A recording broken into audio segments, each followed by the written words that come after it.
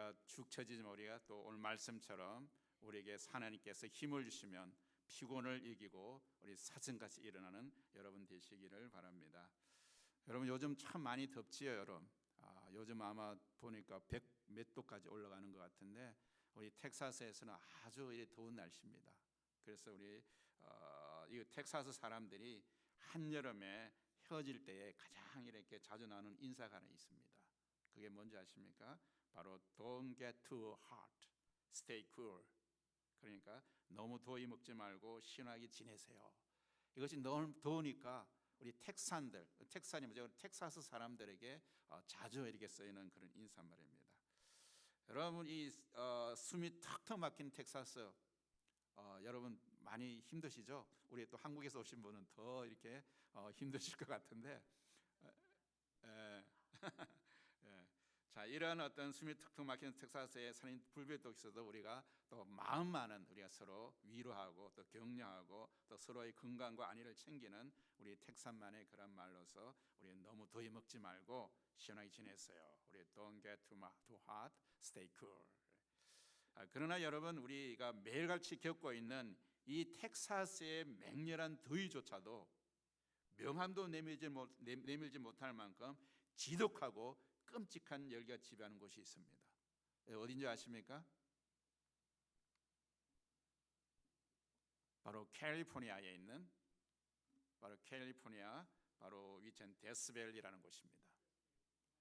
이 데스밸리 바로 데스밸리라는 뜻이면 죽음의 계곡이잖아요. 죽음의 계곡.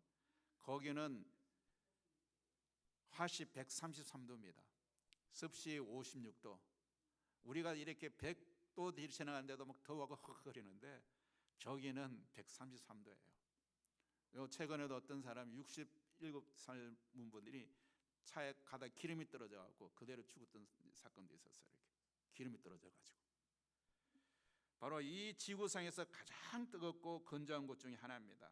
여름이면 기온이 무려 56도까지 올라가죠. 그리고 연평균 강수량은 5mm도 안 된다 그래요. 비가 오지 않는 곳이 비가 오지 않는. 그래서 이름처럼 생명이라고는 도저히 살아남을 수 없는 바싹 타들어간 긴 정말 척박하고 어쩌면 두려운 그런 땅입니다. 그런데 이 죽음의 계곡에서 몇 년에 한 번씩 전 세계를 경악하게 만드는 기적이 일어납니다. 그게 뭐냐 그러면 평소보다 비가 조금 더 많이 내리는 봄이 되면 이렇게 변합니다. 그 갈라진 땅 위로 수백만 송이의 노랗고 붉은 야생화 끝없이 피어나는 것입니다. 사람들은 이 기적 같은 현상을 슈퍼블룸이라고 해요. 슈퍼블룸이라고 부릅니다. 여러분은 어떻게 이런 일이 가능할까요? 여러분 꽃이 완전히 죽어 멸종된 줄을 알았는데 사실 수많은 씨앗들이 그 메마르고 뜨거운 흙먼지 아래에서 짧게는 수년, 길게는 수십 년 동안 숨죽인 채 때를 기다리고 있었던 것이에요. 겉보기에는 완벽한 죽음의 땅이었지만 그 깊은 곳에서는 생명이 작동하고 있었다는 겁니다.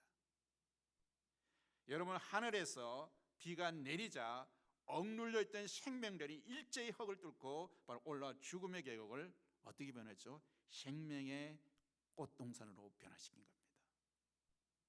여러분 오늘 우리가 읽은 이사야서 35장 1절은 어떻게 이야기하고 있습니까?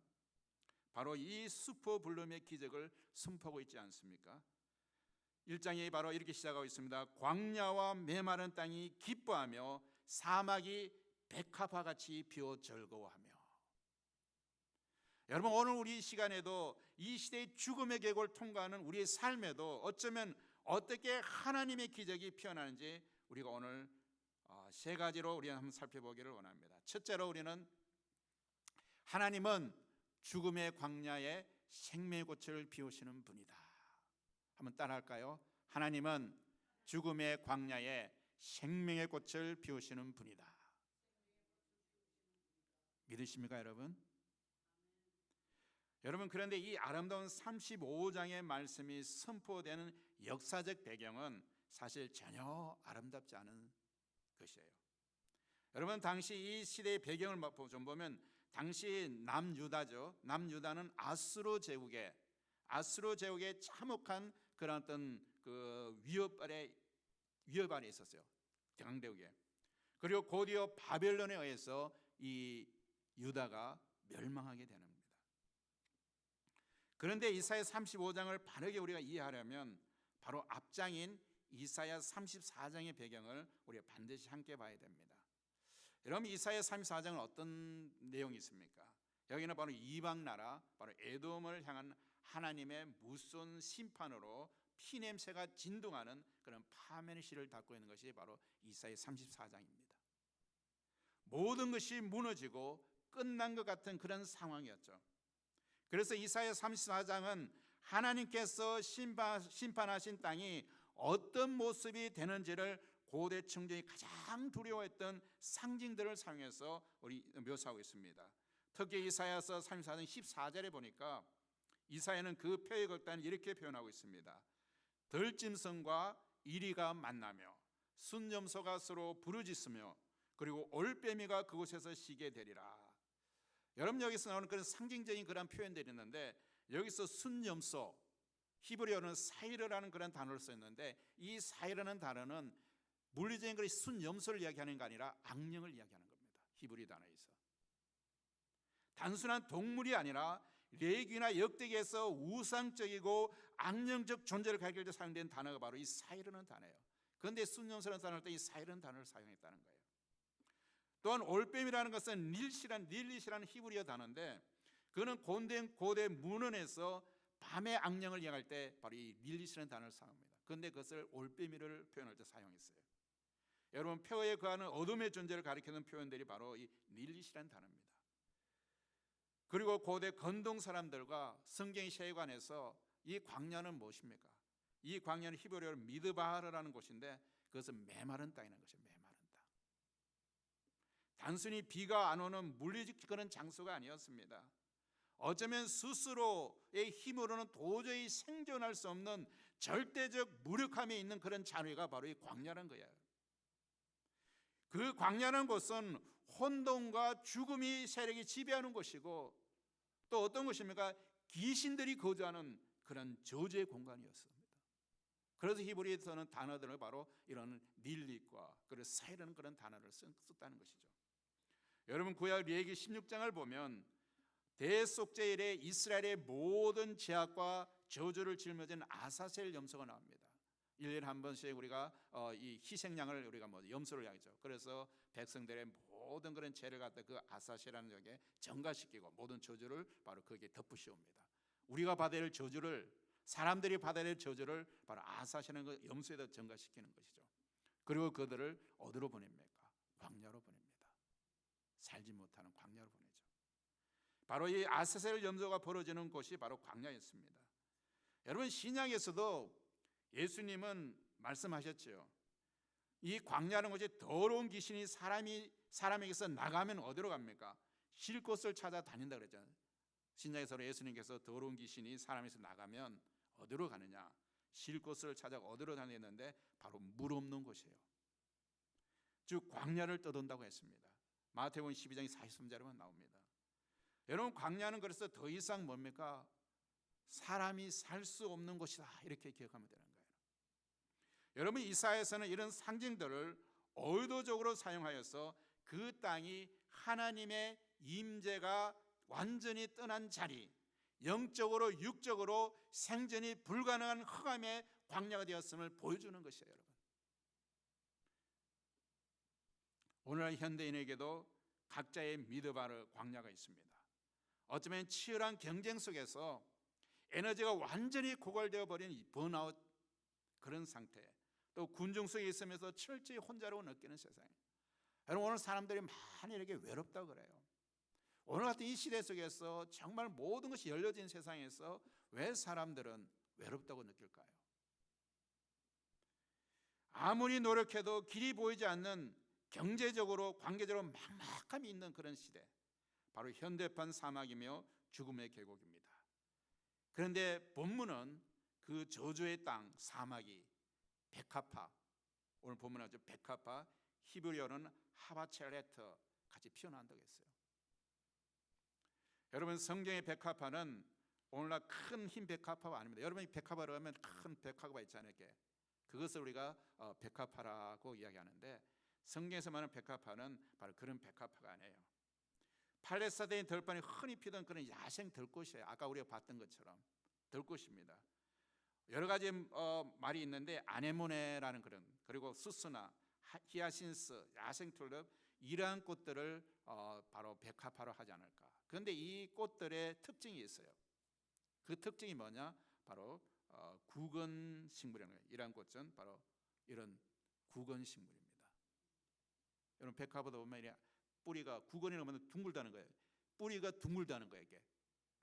그렇게 해서 그것을 구근식물이라고 그럽니다. 또 알타리가 알뿌리 식물이죠. 그런데 이 구근식물은 뿌리가 줄기는 둥글게 부풀어서 그곳에 뭡니까? 생명과 영양을 저장하는 구조라 그래요. 그래서 오랫동안 뿌리 속에 있으면서도 자랄 수 있는 거예요. 이렇게. 가뭄 때는 껍질이 말라 비틀어진 채 죽은 것처럼 땅 속에 숨어 있다가 이른 비가 내리면 순식간에 화려한 꽃을 피우는 것이 바로 이 구근식물이라는 거예요. 여러분, 하나님은 아수르의 군대와 바벨론의 칼날이라는 절망의 흑더미 아래에 있어도 아무도 모르게 하나님은 구원과 회복의 알뿌리들을 심으셨던 거예요. 하나님은 이처럼 불가능한 광야에 생명을 피우시는 그런 분입니다.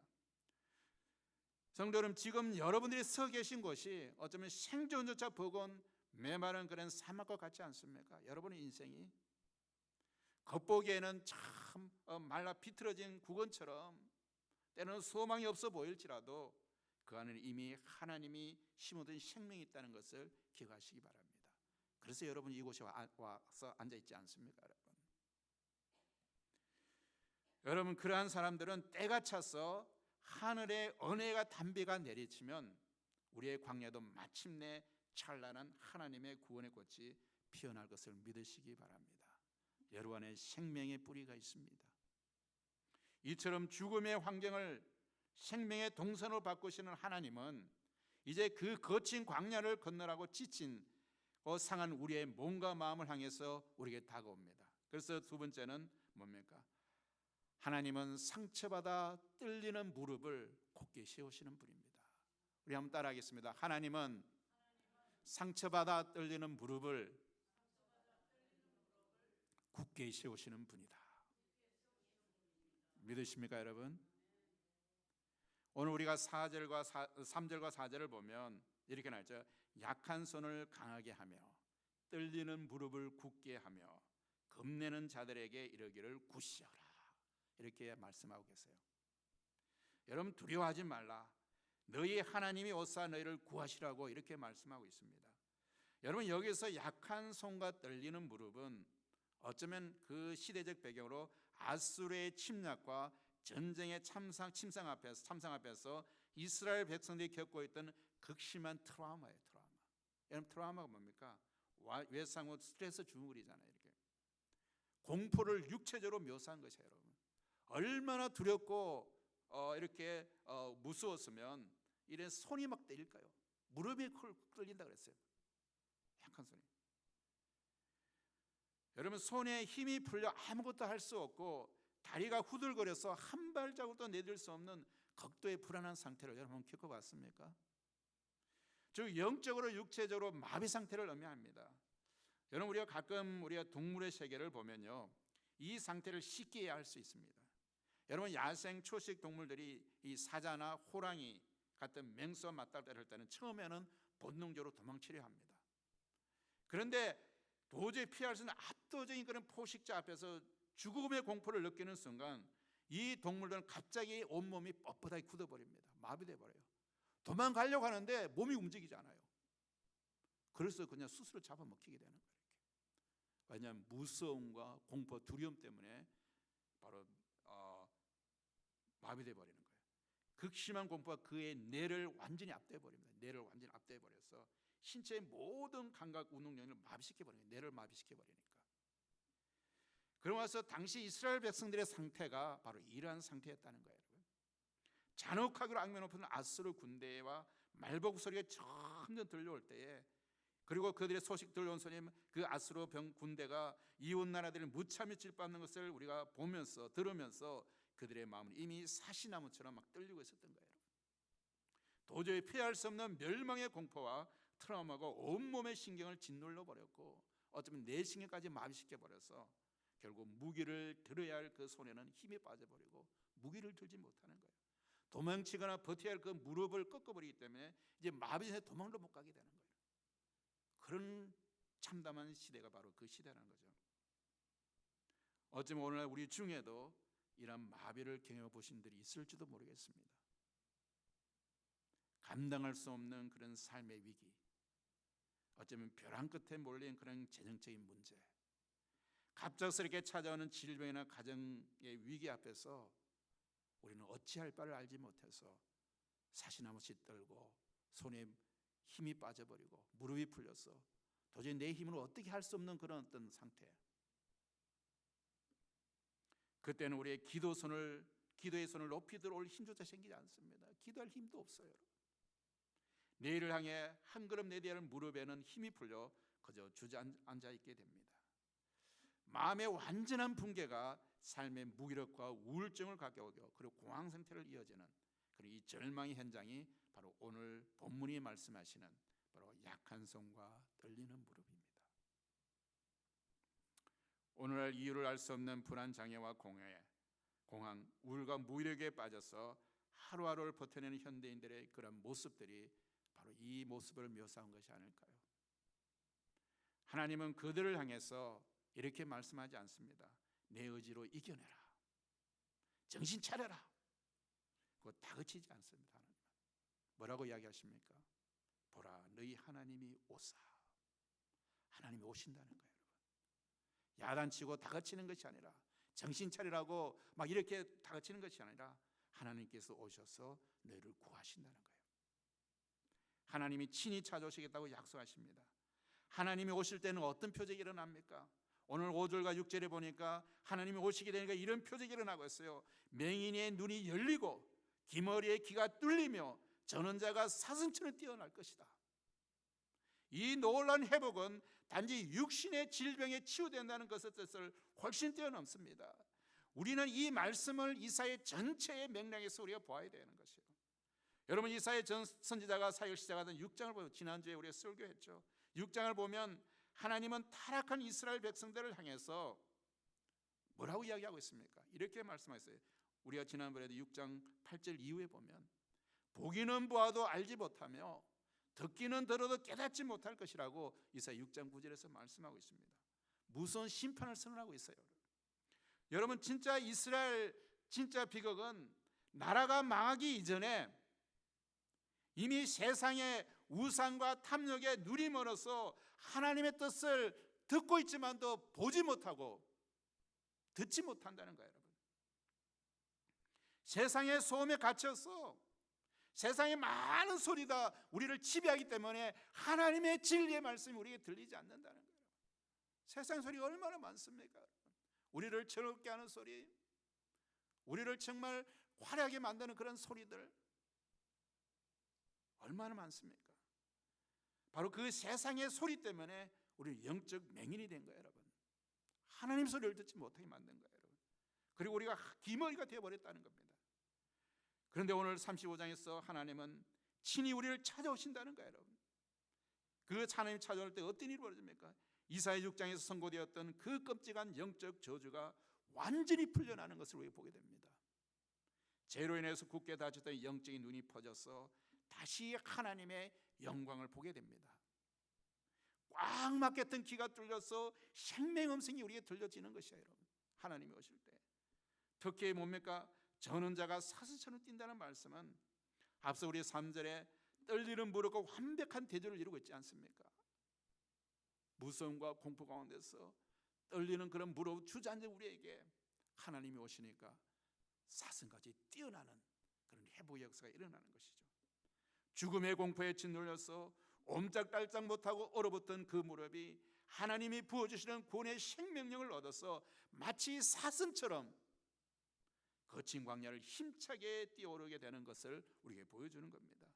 사망의 늪에 주저앉던 자들에게는 완벽한 재창조 역사가 바로 일어나는 것을 보고 있습니다. 이 놀라운 예언은 훗날 어떻게 완성되고 있습니까? 바로 예수 그리스도께서 이 땅에 오심으로 그 모든 것이 성취되고 있습니다. 여러분, 침례 요한이 감옥에서 오실 리가 그가 당신 믿냐고 물었을 때에 예수님께서 뭐라고 침례 요한 제자들에게 이야기하고 있습니까?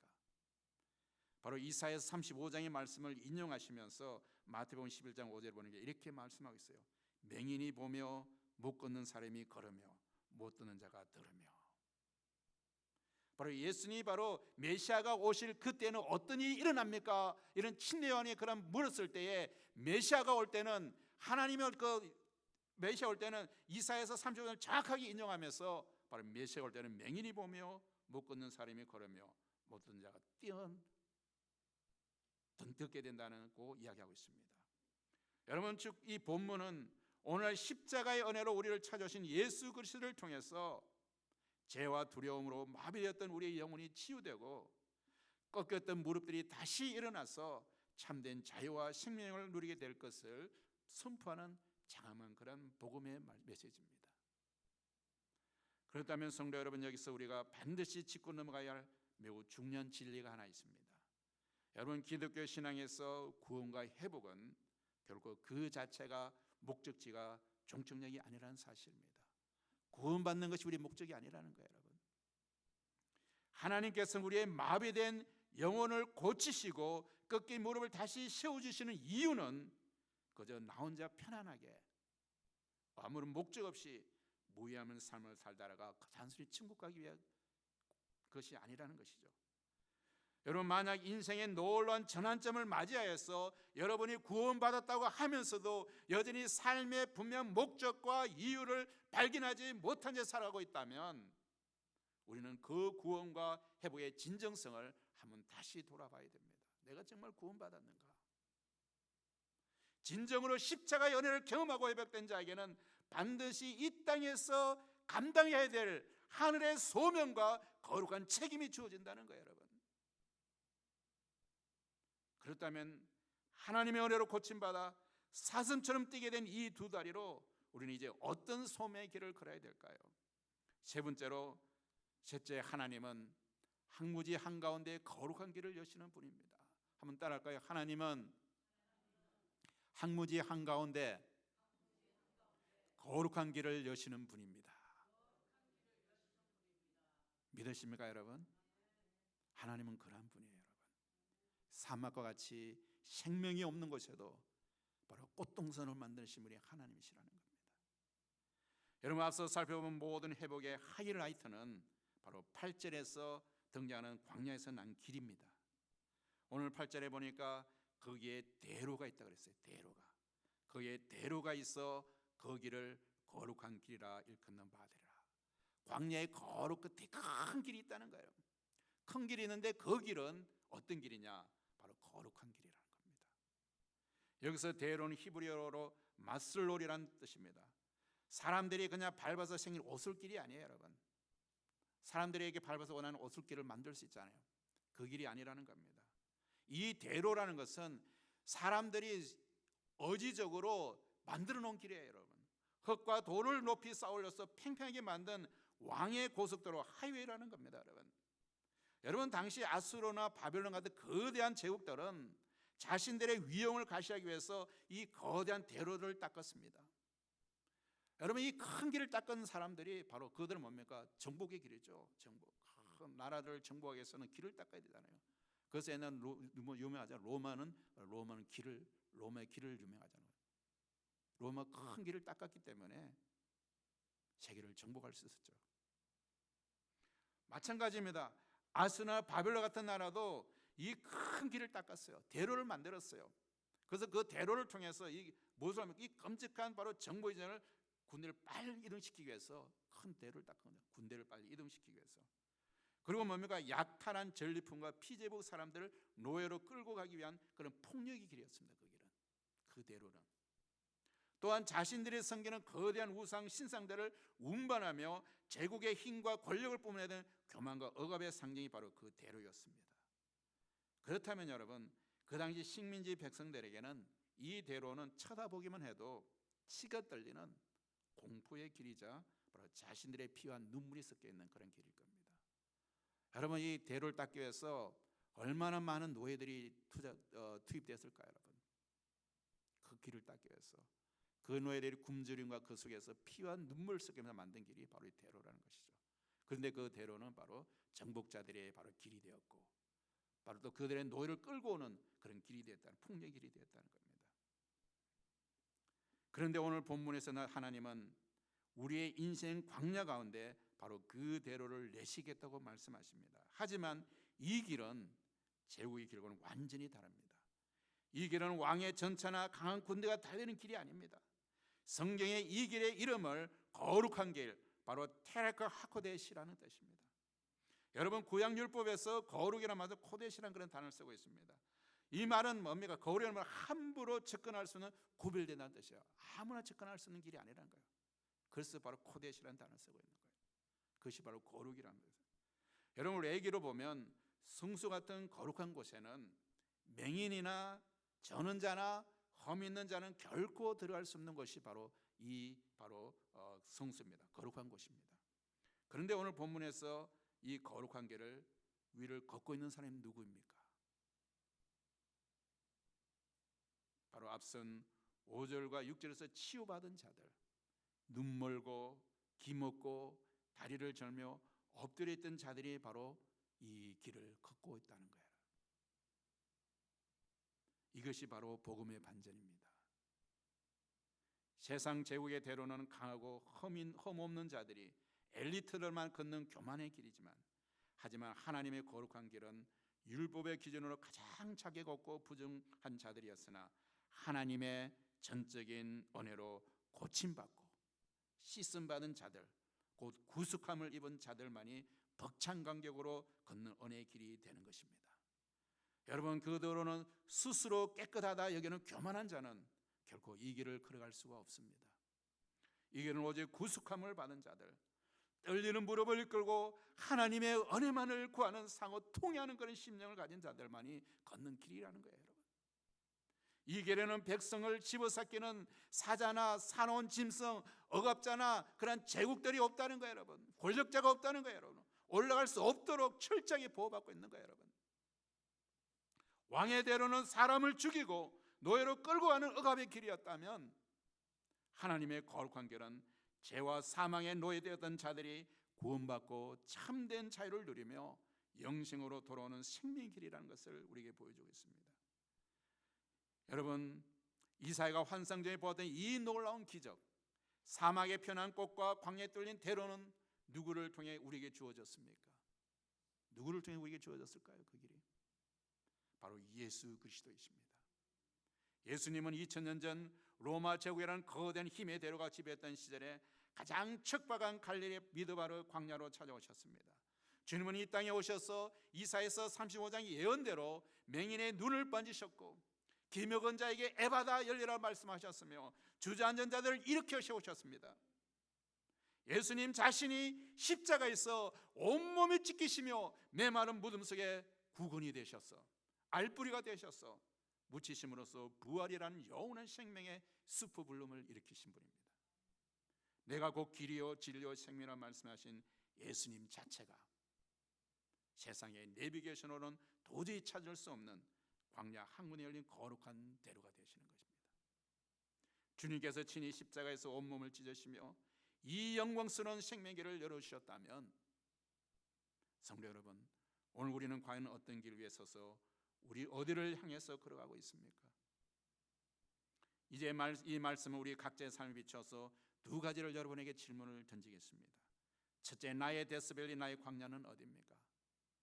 내 삶이 지금 바싹 타들어가는 사막처럼 느껴진다면, 아무리 애를 써도 내 마음의 불안과 떨리는 무릎을 진정시킬 수 없다면 이 사실을 꼭 기억하시기 바랍니다.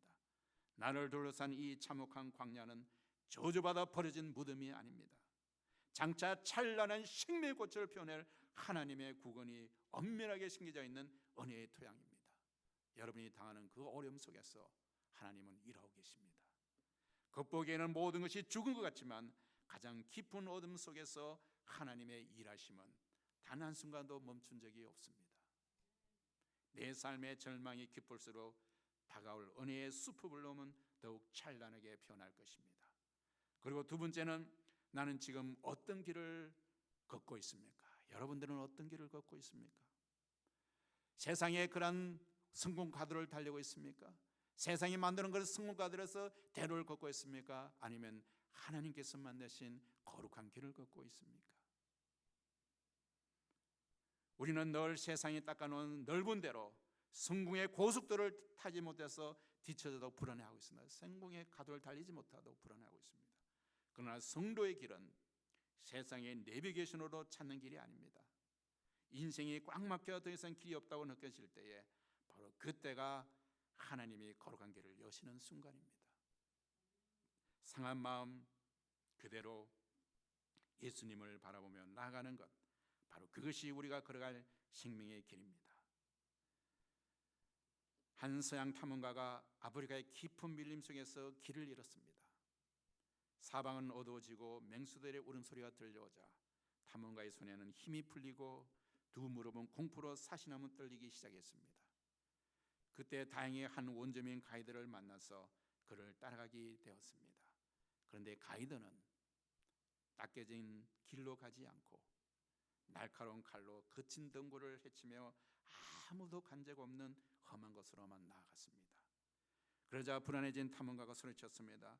아니 이보시오, 대체 길이 어디 있는 거요? 고속도로까지는 바르지도 않으니 최소한 사람이 다니는 오솔길이라도 우리가 찾아야 되지 않겠소?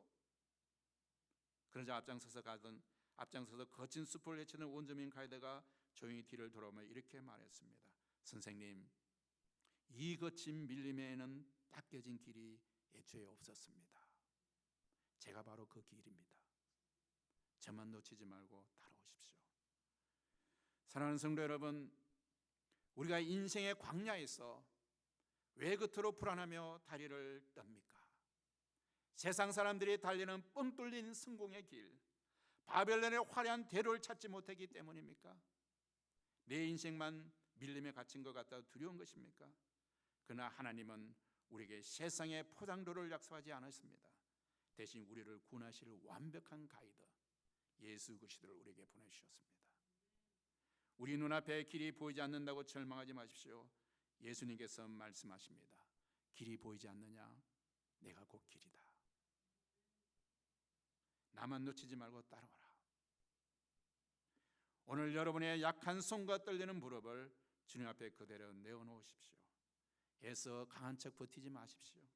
상한 마음 그대로 주님의 옷자락을 붙이십시오. 우리가 십자가의 주님만 바라보며 그분의 발자취에 따라 한 걸음씩 한 걸음씩 내딜 때에 우리가 끝난 것만 같다는 우리의 척박한 삶과 가정 위에 생명의 단비가 내리고 찬란한 기적의 꽃이 피어날 줄로 믿습니다. 세상이 줄 수 없는 하나님의 평강이 거룩한 길 대신 예수님만 끝까지 따라가는 우리 모든 성도들의 발걸음 위에 영원토록 함께하기를 축원합니다. 기도하겠습니다. 사랑과 은혜가 충만하신 아버지 하나님, 죽음의 광야 가운데서도 기어이 생명의 꽃을 피워내시는 주님의 크신 능력을 찬양합니다. 주님, 세상의 화려한 성공의 대로를 찾지 못해 불안해하며 감당할 수 없는 삶의 위기 속에서 기도의 두 손을 축 늘어지고 두 무릎 사이 사시나무처럼 떨리고 있는 우리의 연약함을 주님 불쌍히 여겨 주옵소서. 이 시간 억지로 강한 척하지 말고 상하고 찢긴 마음 그대로 십자가 앞에 엎드립니다. 친히 찾아오셔서 두려워하지 말라 위로하시며 우리의 꺾인 두 무릎을 굳게 세워 주시옵소서. 우리의 인생에 길 없는 밀림만 갖고 바싹 타들어가는 데스벨 같은지라도 내 안에 영원한 생명의 구근이 심겨있음을 믿습니다. 세상의 넓은 길이 아니라 십자로 친히 거룩한 길이자 우리의 완벽한 가이드 되어 주신 예수님만 놓치지 않고 따라가는 저희들이 되게 하여 주옵소서. 마침내 은혜의 단비가 내려서 우리의 삶의 척박한 광야에 찬란한 생명의 꽃이 피어날 것을 기대하며 이제는 고침받은 두 다리로 사슴처럼 힘차게 사망의 길을 뛰어가는 사명의 길을 뛰어가는 우리의 모든 성도들이 되게 하여 주옵소서. 우리의 영원한 길이요 진리요 생명이시는 예수 그리스도의 이름으로 기도드리옵나이다. 아멘. 다 같이 일어나서